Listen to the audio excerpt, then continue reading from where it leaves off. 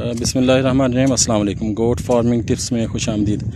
अच्छा जी, आज की वीडियो में आपको बताएंगे ये पौधा है, इस पौधे का क्या फ़ायदा है बकरियों के लिए। ये आक का पौधा कहते हैं इसे हमारे यहाँ पे पंजाब में। आक का पौधा जो होता है ये आमतौर पे वीरान जगहों पे पाया जाता है और इसका फ़ायदा यह है कि अगर आप ये खुश करके गर्म, ये जब गीला खाएगी इस तरह, तो इसमें से ये देखें दूध निकलता है। तो ये दूध बकरी के हलक के साथ लग जाता है तो वो उसको निगल नहीं सकती। तो गीला पत्ता बकरी नहीं खाती।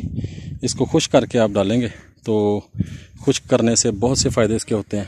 पहला फ़ायदा जो है कि बकरी के पाँव कभी ख़राब नहीं होते, पाँव उसके बिल्कुल ठीक रहते हैं। उसके अलावा अगर बकरी का कोई इन्फेक्शन वगैरह है तो ये कुदरती एंटीबायोटिक है, वो इन्फेक्शन ख़त्म हो जाती है।